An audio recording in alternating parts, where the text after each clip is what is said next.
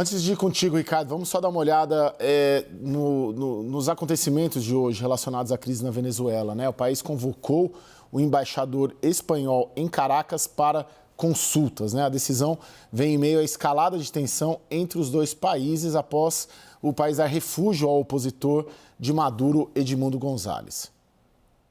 O ministro de Relações Exteriores da Venezuela, Iván Gil, disse que o motivo para a convocação do embaixador espanhol, Ramon Santos, foi uma declaração da ministra de Defesa do país, Margarita Robles, que chamou a Venezuela de ditadura nesta quinta-feira. O ministro disse que o comentário foi rude, inconveniente e intervencionista. A representante venezuelana em Madrid, Gladys Gutiérrez, também foi chamada para consultas pelo governo venezuelano. É na Espanha onde Edmundo González, o candidato da oposição nas últimas eleições, se refugiou depois que a justiça venezuelana ordenou a sua prisão. González foi reconhecido pelo premier espanhol Pedro Sánchez e pelo Congresso como vencedor das eleições contestadas por diversos países no mundo. Nesta sexta-feira, a Suprema Corte de Justiça da Venezuela, controlada pelo chavismo, repudiou as sanções impostas pelos Estados Unidos a 16 aliados de Maduro por supostas fraudes no pleito, que reelegeu Maduro para o terceiro mandato.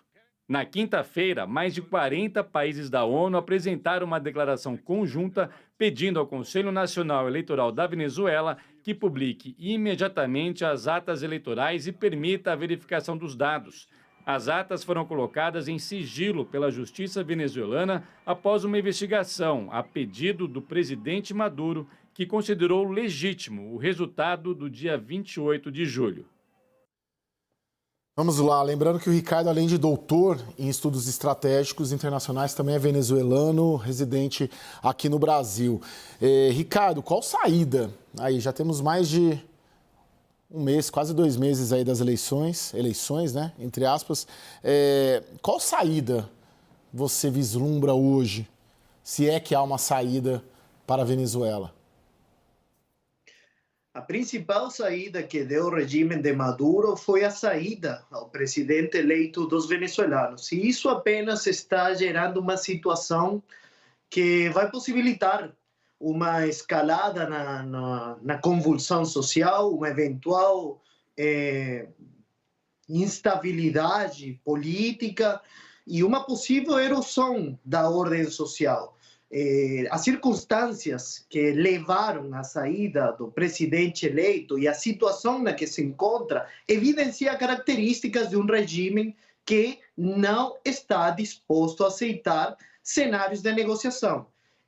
Foi evidente qual foi a situação grossa que teve diante das propostas dos governos da Colômbia, do governo brasileiro, da própria prudência do governo mexicano, e o que observamos é que diante de uma simples manifestação do Congresso da Espanha, que não tem efeitos vinculantes e que, além do mais, não foi respaldada diretamente pelo primeiro-ministro Pedro Sánchez, gerou essa reação que não é mais do que uma bravata que, longe de beneficiar o regime de Maduro, lhe isola e o deixa numa situação bastante complicada diante da União Europeia. Agora, os Estados Unidos anunciou ampliação de sanções individuais até, mais do que econômicas. Você, Ricardo, é um instrumento de pressão que gera efeito para dentro da Venezuela? Estou falando do regime, evidentemente. As sanções foram aplicadas diretamente sobre aproximadamente 16 funcionários, as suas atividades econômicas, a participação no desenvolvimento de empresas, a participação em capitais que superassem 50% da presença dos capitais desses funcionários, e não são sanções diretas propriamente a pessoas que estejam fora do governo, que isto vai ter eventualmente uma repercussão sobre o resto da nação, sem dúvidas, mas é justamente essa a narrativa que tenta posicionar o regime de Maduro, isto é, colocando as sanções como um atentado contra a pátria, contra o Estado, contra a República e não contra as elites governantes. Ô, Lorival, você vê essas sanções como um instrumento de pressão ali, legítimo sim, mas com um efeito? Sim, tem um efeito incremental, né? Como todas as medidas que são adotadas pela comunidade internacional, é como um desgaste lento, né? Como um vento numa rocha que vai lentamente ali desfazendo aquela rocha, transformando em areia. Uma ditadura é como isso, né? Como uma rocha que vai aos poucos se desconstruindo. E afeta essas pessoas, né? Gera um incômodo, porque congelou os ativos, os patrimônios. E esses países que estão ali na franja do Caribe, ali, que não são, que são do norte da América do Sul, Venezuela, Colômbia, Peru, eles são muito ligados aos Estados Unidos, né? Culturalmente, historicamente, as pessoas vão fazer compras nos Estados Unidos, elas depositam o seu dinheiro lá, e você fala, você não pode mais visitar os Estados Unidos, né? Seus vistos estão cancelados, o dinheiro que você tem aqui, o patrimônio que você tem aqui, não é mais seu, você não tem acesso, né? Tem um impacto, sim, né, sobre a elite bolivariana, né? Assim, gera um certo incômodo. Mas eu queria sublinhar o que está acontecendo na Espanha, que é muito emblemático, porque o Pedro Sánchez, que é um primeiro-ministro da esquerda europeia, né, ele recebeu o Edmundo Gonçalves, né, e o parlamento aprovou uma moção pedindo o reconhecimento da vitória de Edmundo Gonçalves. Então, assim, receberam para o asilo, e o primeiro-ministro pessoalmente recebeu o líder da oposição.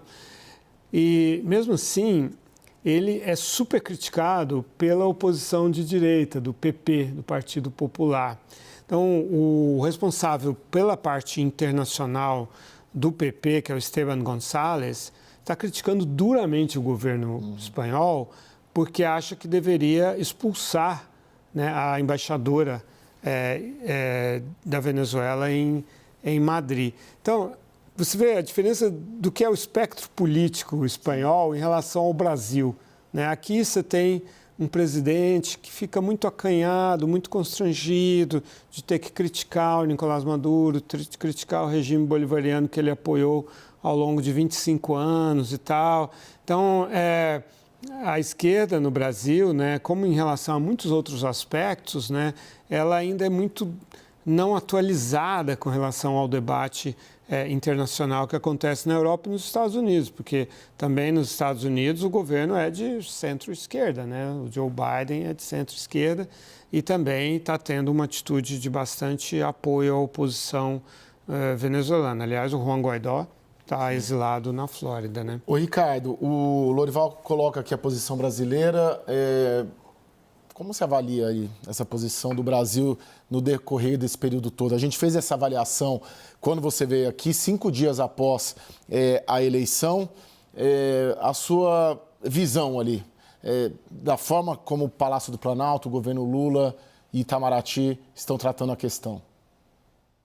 Antes do processo eleitoral, eu apostava por essa posição de prudência, essa posição de esperar o desenvolvimento dos acontecimentos, mas na medida em que transcorriam os dias e o regime ia evidenciando um conjunto de atuações que se distanciavam das tendências democráticas, como o simples fato de se autoproclamar, porque foi uma autoproclamação sem provas da vitória eleitoral, e que essa posição de prudência já evidenciasse uma eventual negligência diante de um assunto, realmente gerou uma sensação muito desagradável, utilizando as próprias palavras do presidente Lula, muito desagradável para a maioria dos venezuelanos, principalmente para os mais de 500 mil venezuelanos presentes no Brasil.